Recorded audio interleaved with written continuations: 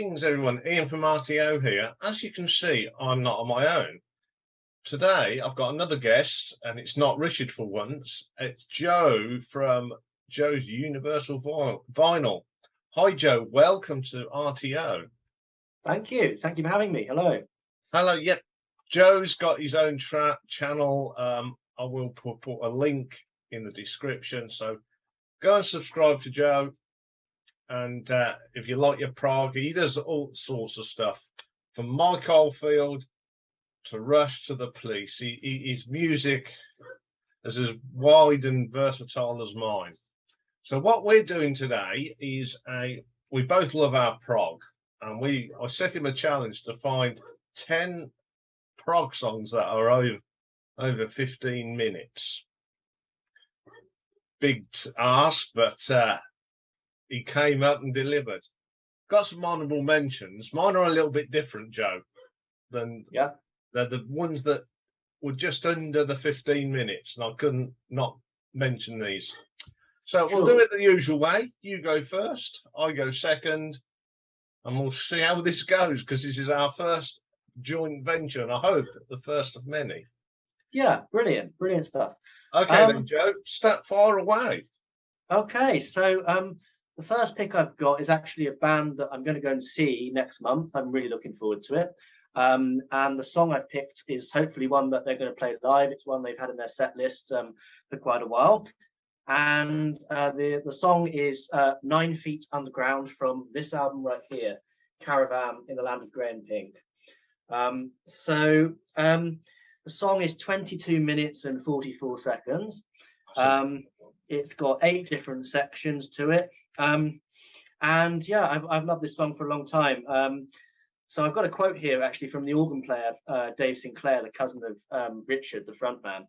And he was talking about it and saying that, you know, back then, if you made a mistake, if there was a big goof in recording the song, it needed major surgery to put it right. And so, the fact of trying to play a 22-minute song in one go was a lot of pressure. So they actually recorded it, in sections and sort of spliced it together. I just love the lengthy keyboard solos on it. It feels like, a relaxed song, and yet it kind of still holds your attention. Just an extended jam between some really accomplished musicians. Yeah, I totally agree. I mean, it was one I had to cut off my list, but again, that's what I like about prog. You don't know if it's improv or it's planned. And that song, I think you can tell it wasn't done in one take when you listen to it, because it was when it was recorded, which is 1970, whenever. Haven't got the technology, and you can, even as much as they spliced it, that it's been put together. But it's a very, very good track, and a very good choice. My number 10 is from a band called Sky, who are accomplished musicians. Tristan Fry on drums. Herbie Flowers plays bass. The great Herbie Flowers. Mm-hmm. Also Kevin Peake, an Australian, John Williams, and the brilliant Francis Monkman, who's a terrific keyboard player.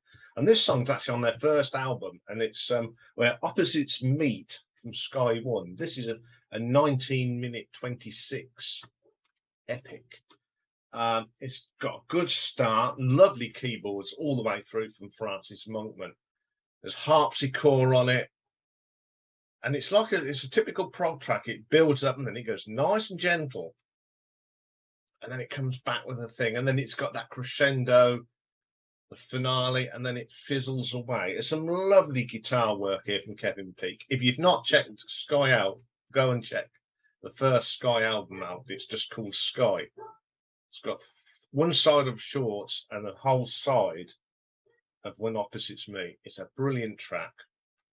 So that's my number 10. Came out in 1979, that one did. Brilliant. Yeah, there's quite a few tracks in my list. I enjoy a lot of these songs, how they kind of start out in one way and they sort of tie it together with the same theme. Have kind of relaxed bits in between. Yeah. So the next one I've got is one that I don't actually have a physical copy of. The only one in this list I don't, but This is a track called Starless by King Crimson, from the album Red, of course, which actually is less than 50 minutes, but I had to put it in here because it's just such a good one. It's 12 minutes and 18 seconds. Progressive rock, jazz, and kind of heavy metal all sort of spliced into this one song.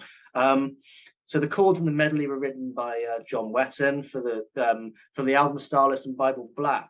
But interestingly, it ended up being recorded on Red because Bill Bruford and Robert Fripp actually didn't like the song initially. But they revived it later on they added like different lyrics to it and a much longer instrumental section. And it starts with mellotron, strings, electric guitar, and a saxophone. And Bill Bruford, he's doing all these really cool, this cool irregular stuff on the drums. The middle of the song is in 13/4 time, and then you go into this, it doubles up to 13/8 towards the end. Yeah, I've always loved this song. I just think it's a really good one. Yeah, totally agree. One of the finest things John Wetton ever wrote. Yeah. You got three of the best, I think you've got one of the best prog drummers, Bill Bruford. Robert Fripp is a brilliant guitarist, and my love for John Wetton. Obviously you've seen all my stuff on John Wetton. I love John Wetton. So a great choice there. Okay, it's under, but you're right, you can't leave it out. It's just it's one of them classic prog tracks that if you're into prog and if you've not heard it, where you've been all these years, I mean, it's great that you love it. Yeah. Now, I know you're going to like my number 9 because it's a band you've seen recently. It's a band you've asked me to rank. Yeah, that's right. Focus. Excellent. And the track from the 1971 album, well, it's Focus 2 or Moving Waves, Eruption, which fantastic pick. Is a fantastic track. Comes in at 23 minutes and 2 seconds. Any track that starts off with a grueling, dirty Hammond organ has got my ears going, ooh. I've loved this track. The first time I heard this must have been when I was about 11. So it's a long time ago, and I've loved this track. I mean, I think, I don't know how to pronounce his name. Is it Thijs van Leer? Thijs van Leer, I think. Yeah, he's an amazing keyboardist. I mean, you've done something I haven't done. You've seen Focus. Yeah. And I think they're an amazing band. This song is brilliant. You get some, the drumming on this is just superb. There's lots of half beats on this track. Yeah. And it's that Hammond organ that just keeps coming in and out of this track, followed by some nice textures on the guitar. It's just a fabulous track. And that's my number 9. Honestly, I'd probably say that's the best gig I've ever been to. The level of those musicians was just astounding. Yeah, really great stuff. Okay, so my number 8 is gonna be, this one is kind of a bit more electronica, but I love this album so much. And it's also a song that's in 2 parts divided over the 2 sides of the LP. This is Rubicon by Tangerine Dream. Now, what I love about this piece is that it feels almost as if it came from a different planet. It's and like it wasn't made by humans. It's just this incredible electronic piece. So this was recorded. This was actually included in a book by a guy called Tom Moon in his a book called 1,000 Albums to Hear Before You Die. And what he said about it was this voyaging vision of sound, ever unfolding and not quite ever arriving, has been imitated endlessly since 1975, but somehow its admirers haven't quite captured the openness and faraway grandeur of Tangerine Dream. And I think there's something about this album that's kind of indescribable, but every time I put it on, I just listen to it in a dark room or whatever and just close my eyes, and it kind of takes me somewhere else. I think it's an incredible piece of music. Yes, it is. It's one of them that it's headphones. Yeah. Indulge on the headphones. I mean, I've listened to that track on long haul airplane flights overnight. Yeah. Always. There's certain things I listen to when I'm on long hauls. Tangerine Dream is one of them. Yes, Mike Oldfield. Yeah. And I'm quite happy. I've been into Tangerine Dream for years. I mean, a friend of mine, he was a mod and I was a rocker. And one thing we had in common was Tangerine Dream. I used to remember going up as a child, about 16, going to his house doing overnights, and we'd listen to Tangerine Dream all night. Nice. And I will be doing a ranking of them next year once I've got through the laundry list. It's sitting there, but obviously I've got a list like this.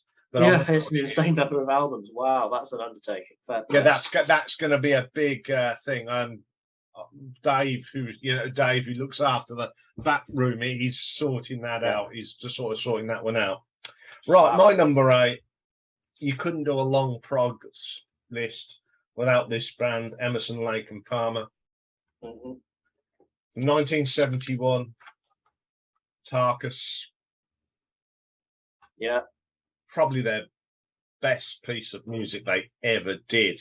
Sure. You get that lovely start, Keith Emerson again, the king of the keyboards.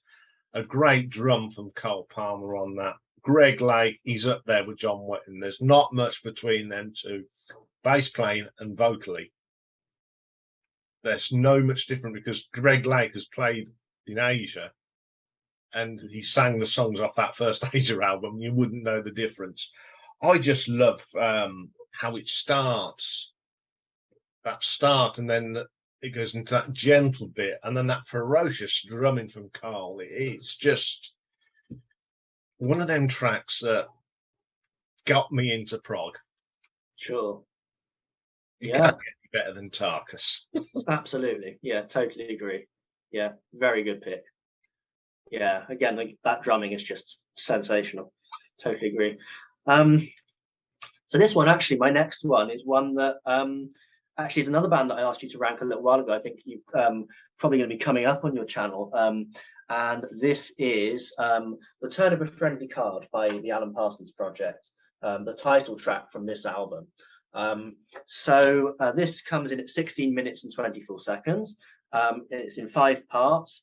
So it has this very medieval feel to it. And thanks to the use of harpsichords, and flute that's in it. And the piano opening to it's fantastic. I love the use of brass instruments throughout the whole album.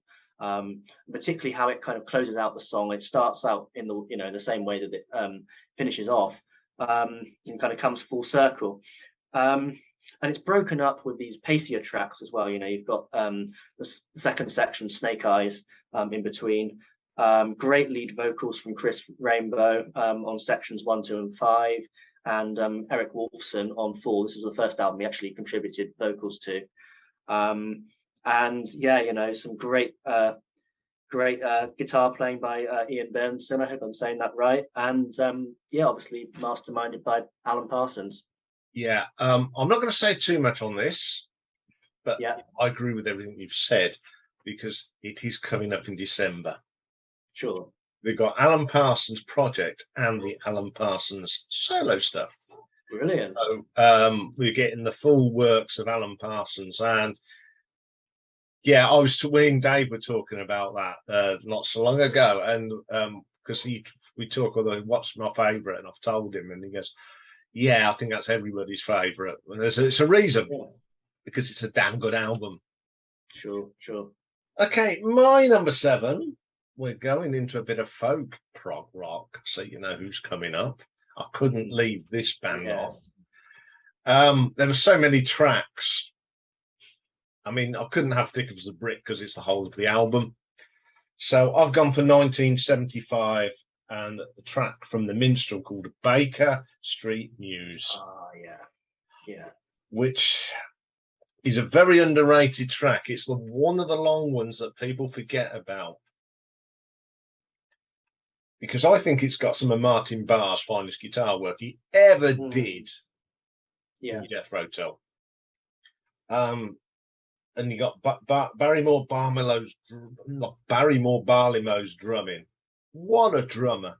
And I don't know who was on keyboards at the time, because that's the one where it was a man, now he's a woman. So I don't know who's in. Oh, sure, yeah. But again, it's just some great. Ian's vocal on that is superb. His flute playing is just money, and it's that. I think it's one of them tracks that goes back to their original sound, That's why I love it. It's got that jazz feel to it. Jazz. It's more jazz prog than folk prog. I think they really went out of their way on that one, and it's just a brilliant track, and it's a classic as far as I'm concerned. Yeah. Oh, totally agree. Yeah, I remember first getting that album and just being really blown away by it. Yeah, great choice. Yeah. Good choices so far. Yeah. Okay, so my number 6. Now this is my second favorite album by the guy, but I think probably as a overall piece of work, it's arguably his best. I think it's just amazing. And this is, of course, Amador by Mike Oldfield. Obviously, Amador Part 1 is one side of the album. You've got Amador Part 2 on the other. 19 minutes and 23 seconds on one side, and 17 minutes and 17 on the other, for a total length of 36 minutes and 41 seconds. So this was Mike Oldfield, basically. It had his first album, Tubular Bells, which was obviously a phenomenal success. And then Hergest Ridge had gone to number 1, but it hadn't quite reached the same level. And he wanted to kind of prove he wasn't a one-hit wonder with Tubular Bells. So, and it's quite incredible to think we actually nearly got a very different album to the one that we ended up with, because, of course, the original tapes of Amador were actually damaged, and Mike Oldfield had to start over again. I've always wondered what that would be like, that version, but I think what we got was perfection, so we can't really complain. But and the word Amador is I think Irish Gaelic. It means idiot. Yes. There are so many influences on it, English, Irish, and African folk music, along with the kind of sort of late 20th century music being made by people like Terry Riley or Steve Reich. And at times it's got this kind of peaceful, dreamlike feel, but at other times you've got this really intense, ferocious kind of thing going on. That guitar part that closes side 1, that sort of screaming guitar. That's brilliant. Yeah, fantastic album. Yeah, my favourite piece of that is actually on side 2, the drumming, the Celtic drumming. Yeah. And then there's that little bit that he's actually saying Omadorm on a keyboard. Mm-hmm. That is clever. That one had not been done up until then. The track's called Omadorn. Let's play Omadorn on a keyboard. Yeah. Very, very cleverly done. I mean, the man is a genius. Totally, yeah. So going on from that, because my number 6 is also Mike Oldfield, but I've only gone for one side of Hergest Ridge, side 2, which is 1846. Again, this is split into various movements, and you get that feel that you at the start that you are on Hergest Ridge. Yeah. I mean, I've been to Hergest Ridge. I know where I found it. It is. You can sit there, and then you listen to this, and you go, "Yeah, I can see what he was doing."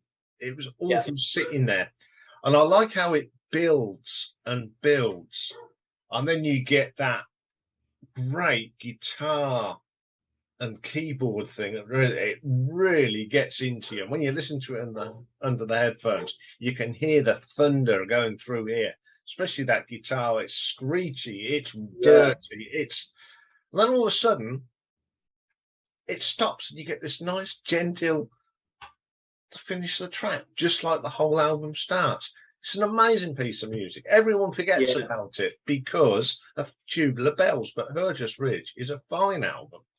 Totally. Yeah, I totally agree. Yeah, it's funny. I live about an hour away from Hergest Ridge. I haven't made the time to go and visit it, but I'd love to at some point. Yeah, and I totally agree with you. Yeah. Go and sit there. Yeah. And you know the album. You can imagine it going through your head.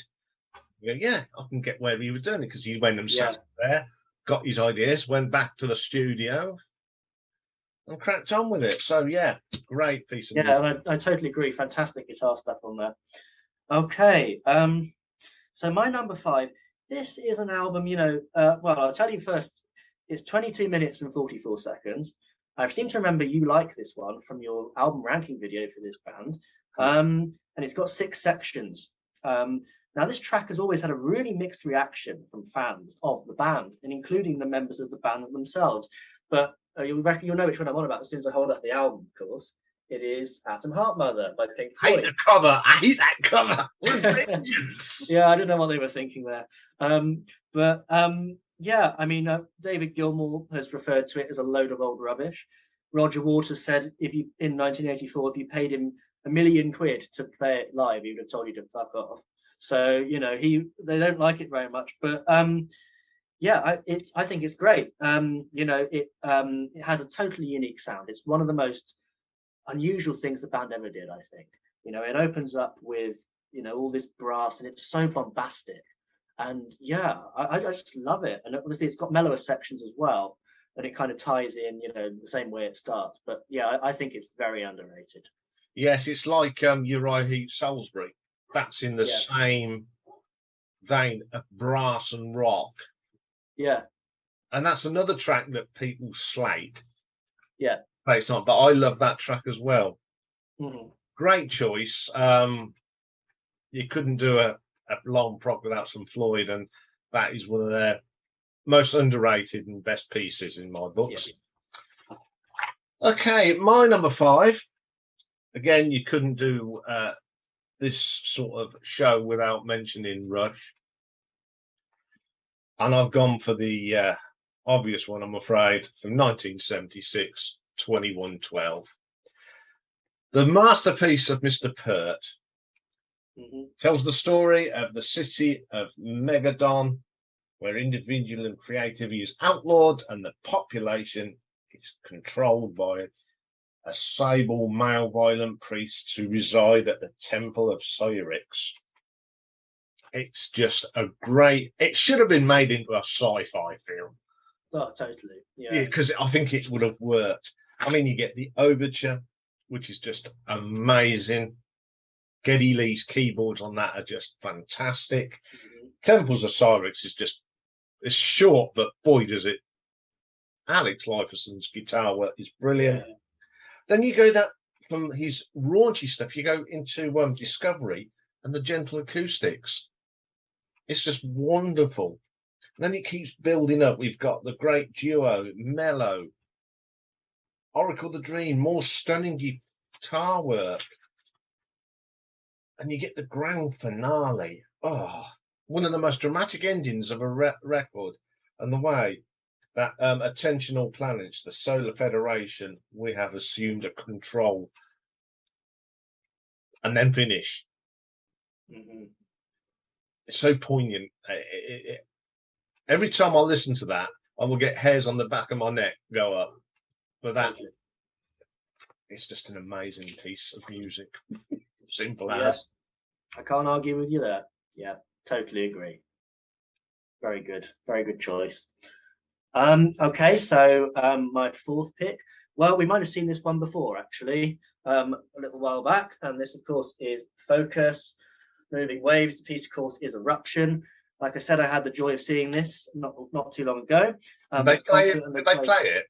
They did. Yeah, they played it. Well, the whole lot? I think most of it. Yeah, the majority of the song was very good. So the piece was based loosely on the opera Eurydice by the Italian composer Jacopo Peri. Fantastic guitar playing by Jan Ackerman, who doesn't play with the band now, but the guy who covers for him is brilliant. But Jan Ackerman's playing, I think, is so unique. At times it's sort of straight ahead rock, but it's kind of also has this jazzy feel to it as well at times. And his sound is just so recognizable. And fantastic drumming by Pierre van der Linden. I saw this guy and he's unbelievable. He's 76 years old and he still drums up there with the likes of Pierre and Bruford. I know. I've seen clips of them on YouTube, and they just blow you away. Yeah. Yeah. So yeah, totally amazing track. Okay, my number 4 is a band we've spoken about. You went for Atom Heart Mother. I've gone from the next album. I think it was the next album from Meddle, and of course it's Echoes. Yeah, probably one of my favorite. It probably is my favorite Pink Floyd track ever. Yeah. I love the eerie start, and then that harmonizing voice of Waters and Gilmour. Yeah. Beautiful. And then when Dave Gilmour did it live, him and Richard Wright was brilliant as well. And I think the best version I've got of this is from live in Gdansk. Mm-hmm. which is Dave Gilmour. It's fantastic. The guitar work in this from Dave Gilmour is brilliant. And the live in Pompeii version is amazing as well. There's so many good versions of this song. I saw a Pink Floyd tribute band do this, and that was just stunning as well. It's just, I think it's just beautifully written, beautifully put together, and it's got all the elements of prog that you want. You've got the gentleness, you've got the weirdness, the sounds, and you've got just great guitar in. And it's just an amazing piece. Yeah. Well, I had a feeling you might pick that one, which is kind of why I thought, I'll try not to replicate the same thing. But I mean, no list would be complete without it. So yeah, fantastic. No, people go, why do you like this? I says, because it's good. It is, no doubt about it. Okay, so this is another band that we've heard about before on this list, but it's a different track to the one you've chosen. And again, maybe I'm kind of cheating because it's essentially a whole album that I've included, but part 1 is 22 minutes and 40 seconds. Part 2 is 21 minutes and 6 seconds, with a total of 43 minutes and 46 seconds. And I think, I only need to hold up the cover. You know what I'm on about. Yep. So my favorite Jethro Tull album. Yeah, exactly. I mean, it's kind of ironic, I think, this piece, in some respects, because it was originally created to kind of mock the progressive genre, and ultimately is now regarded as one of the great pieces of prog rock. But even that first line, "Really don't mind if you sit this one out," is kind of funny. And with all the classic era Tull, Ian Anderson's flute playing is just sensational. The lyrical content's top notch. Martin Barr's guitar work, again, amazing. And also John Evans' Hammond organ really adds an extra layer to the sound. You get some great fiddle work from Ian Anderson as well. There's one reviewer on the Prog Archives website that described it as a delectable auditory stew, and I think that's a great description, really. It is. I mean, I've seen Jethro Tull. First time I saw them was at Milton Keynes Ballroom in Rillian. Yeah. And they didn't play the whole of that because they had only a short set, but they played sort of part 1. It was amazing. Yeah, totally. Yeah, I mean, and as always, Jethro Tull has a good dollop of humour in there, which is kind of I mean, I love Ian Anderson's Thick as a Brick too as well. Yeah, definitely. And I've got the live album where he plays both albums. Brilliant. Check it out. Sure. Okay, that's a great choice. I was tempted to put that in. Now, my number 3, again, it's a band that you can't not mention when you're talking about prog. It's Yes. I could have put the whole of this album in, but I've gone for the main track from 1973, Close to the Edge. Yeah. That start, if you're trying to describe what prog is, the start of this song sums it all up. Yeah. Outrageous, bizarre, but melodic. Yeah. Got some of Bill Bruford's finest on this. Great. Yeah. The guitar works brilliant. John Anderson's vocals are stunning on this. Yeah. It's one of the all-time classics, and I think it's when people get introduced to prog, you've got to throw this on and make them listen to it, because then they'll get to appreciate what it's all about. Very ambitious this track was. Running Water and everything, they threw everything at this. It's just, and I just love it. And that brilliant, lovely bass from Mr. Chris Squire. Yeah. That what makes this track, that Rickenbacker bass. Yeah. Love that track. Yeah, I mean, I had the absolute joy of, again, a couple of months ago, seeing Yes perform the whole of this album live, and I had chills up my spine the whole time. I mean, I think you can make a solid argument for it probably being the great progressive rock song of them all. And I had a feeling you would choose it, which is, I've also chosen from Yes as my next pick, but I've not chosen that. I've chosen a song that is 50 minutes and 38 seconds. And it is from the Going for the One album. I'm talking, of course, about Awaken. Oh, what a track. Yeah. So this piece, Patrick Moraz had taken part in the early recording sessions for it and had done an intro to it that wasn't used. But it was Rick Wakeman, who obviously returned to the band with this album, who came up with the kind of rock piano parts that gave it this memorable opening. And then towards the end, this just fantastic church organ solo, which was also something he used to great effect on the track Parallels from the same album. John Anderson, wrote the lyrics and arranged it, and Steve Howe worked on the music. And John Anderson actually once said that he considered Awaken to be the best piece of Yes music. And it features a harp played by John Anderson, and like a lot of pieces, it just has this incredibly complex rhythmic structure. I love the piano part that opens the song, and it instantly kind of creates this dreamlike atmosphere. And obviously how it develops, with the guitar playing from Steve Howe, it's just lush. Yeah, I mean, Rick Wakeman is just a genius. We're starting the story of Rick Wakeman in October, where we're going to go through all the decades of Rick Wakeman's albums. That's a must for all prog fans that are watching this. Yeah, great choice. It's my second favourite track, actually, Awaken, behind Close to the Edge. Yeah. Okay, we must be up to my number 2. It's from the band that I adore. It's one of their oldest songs, and it's the brilliant Grendel. What can you say about this? I mean, this all started off by obviously it's based on Beowulf Monster, but it was some of the guitar work from Steve Rothery on this was on a thing called The Tower, which is some of the stuff they did in the Silmarillion. But it's still hanging about. Fish got hold of it, put the lyrics to it, and we had this mighty track called Grendel. I never got to see him do it. It's such a shame, but I do love this track.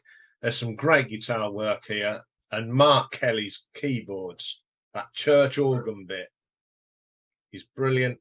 And also you've got that bit if you've seen from Hammersmith, when he puts the mask on, that's my favourite bit.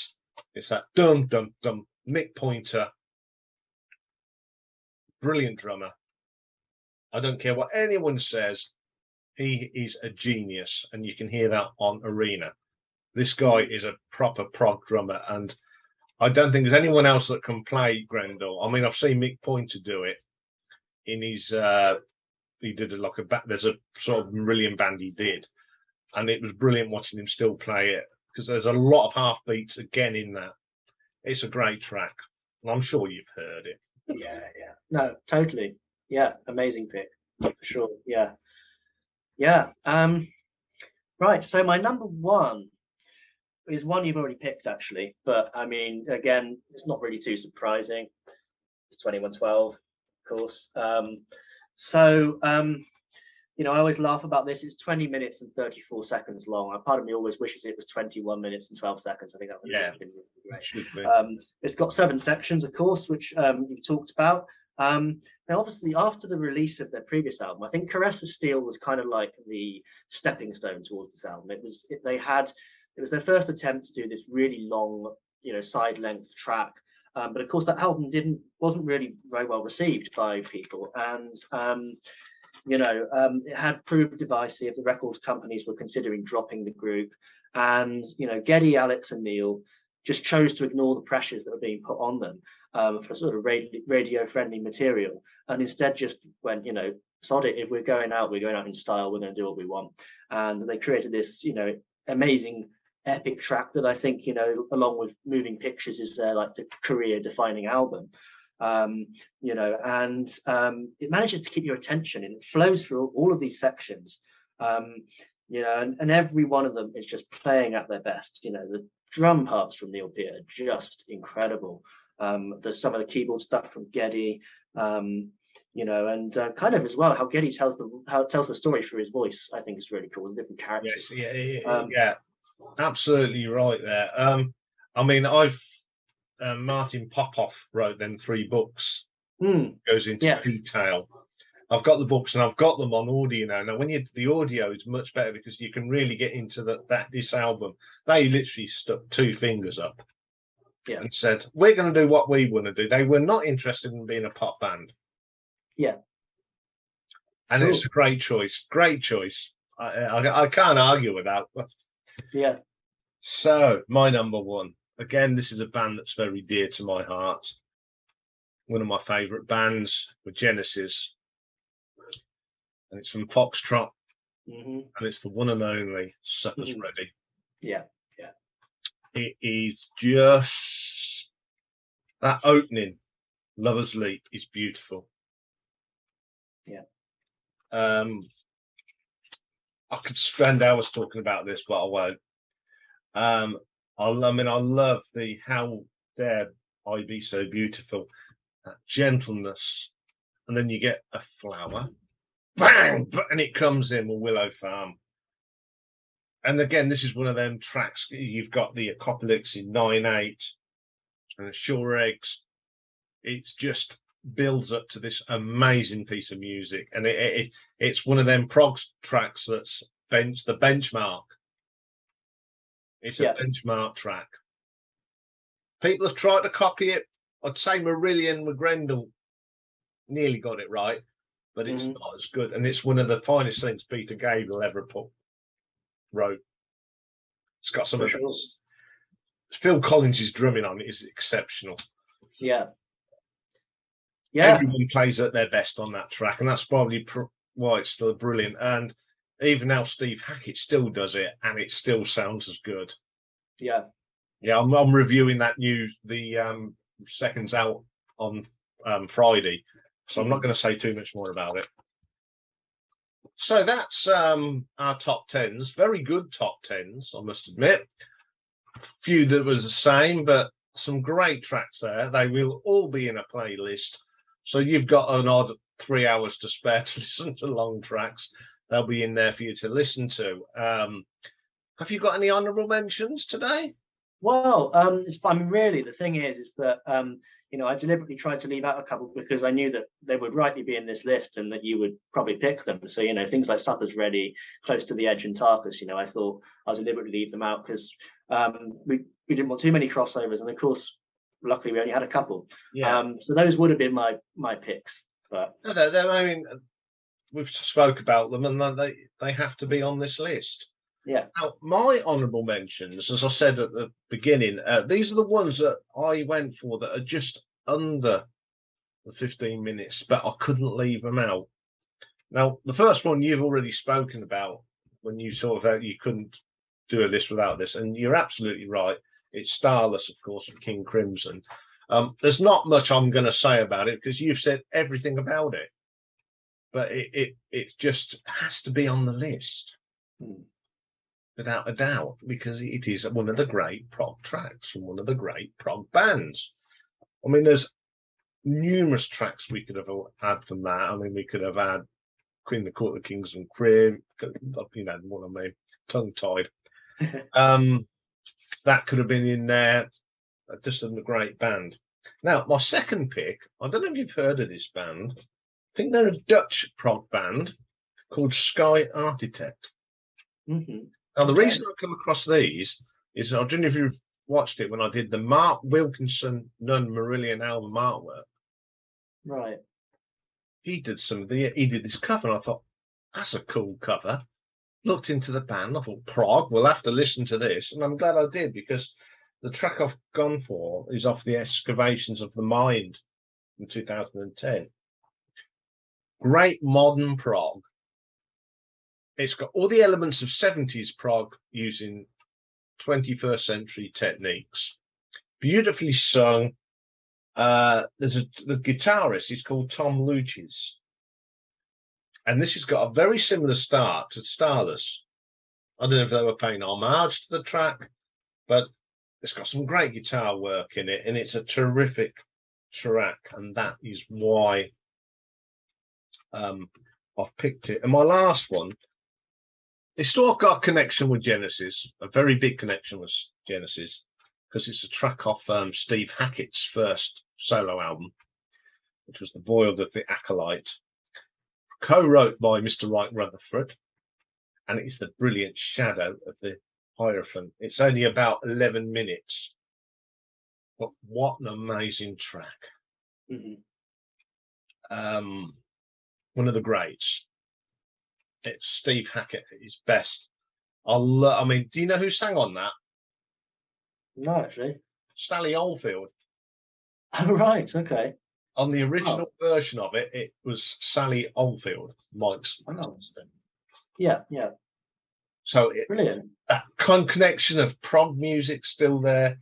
And Sally Oldfield's got a wonderful voice. I mean, she's definitely. Vocals. I think she did them on Amador. I think she's on Amador. I just love the bells in that. And when you get into that bit at the end, you got that ding, ding, ding, and then it goes the guitar work. And there's a live version. I can't remember which version it is because I've got hundreds of versions. They use the bass pedals in it on the stage, and boy, does it make you ears. I'd love to go and see him. He's playing in Northampton, and I can't get tickets sold out. Oh, that's a shame. Yeah, because he's doing the whole of Foxtrot. Right. So, that's a pity. Yeah. And I couldn't leave that out. But I'm going to talk about more of that on Friday. Yeah. Well, this has been really good. I set this challenge. If you want to do another one, think of it. You set me a challenge this time. That's how me and Richard do it. We set each other challenges. So come up with an idea, and I'll have to get me caps on. Sure thing, definitely. We'd love to. So while we've got time, tell us a bit about your channel so my subscribers can go and check out you. What sort of things do you do? Sure. Well, I started this channel quite recently. It was kind of for a mixture of things, really. Partly just to talk about my love of music, mostly stuff from the 70s and a lot of it progressive, but a mixture of different things. And also kind of to show off my ever-growing collection of records. And, I do album ranking videos for certain artists. I talk about my favorite years in music and my favorite albums from them. Sometimes I do reviews of albums, reviews of books, that kind of stuff. And like I said, just generally show off my collection.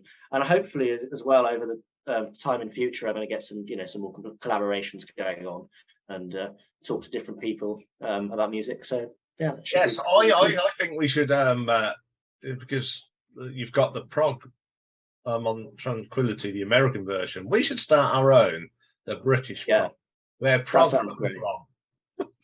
Yeah, because you can talk about all sorts of prog. We can do one on the Canterbury scene. Yeah. Which is all part of that, and Camel. I mean, I wanted to put Camel in today, but I didn't know which one to put in because obviously to put in the whole album in a Snow Goose. Yeah. But yeah, well, I wanted to put in Gentle Giant, but then I realised actually their songs, they don't really have songs that are over 10 minutes. No, they don't. Yeah, which is quite interesting. I think that's a show, isn't it? Yeah. Short prog songs. Yeah, that'd be a good one, definitely. Yeah. Well, short for prog's about 6 minutes. Yeah. So the guys that watch my channel, go and subscribe to Joe's. He needs support as much as I do. We're both very new at this. And we're both doing all right. I mean, Joe comes in, as you know, into the live stream on a Thursday, which is tomorrow night, of course. Have you noticed we haven't got Rocky? I've put him in the back. I have noticed, yeah. Yeah, but on the Thursday night, I don't mind, but this is a bit different. So once again, thank you very much, Joe, for coming on the channel. My pleasure. We'll put something so your subscribers can actually watch this. I'll put a link on one of your videos or something, because you haven't got a community page yet, have you? No, not yet. No, you've got to get. I don't know what the criteria. I've only just got mine. Right. So we'll make sure that your guys get to see it. All that is this. Well, thanks very much, Joe. It's been a pleasure talking to you and talking prog. I'm sure we'll be back again at some stage. Just leaves me to say thanks everybody, and I'll see you all tomorrow, because tomorrow got a great battle of the debuts. We got Iain Gillan band against Richie Blackmore's Rainbow, and tomorrow's artwork, as I said earlier today, I've been slagging off Muse and Chronic for the last couple of weeks, so I'm going to look at their artwork because they have got some fine artwork. And we'll be back here tomorrow night for a live stream. Myself, Mastermind Dave, and we will let Rocky in tomorrow because he is the star of the show. Yeah. So that's all, folks. Thank you very much for watching.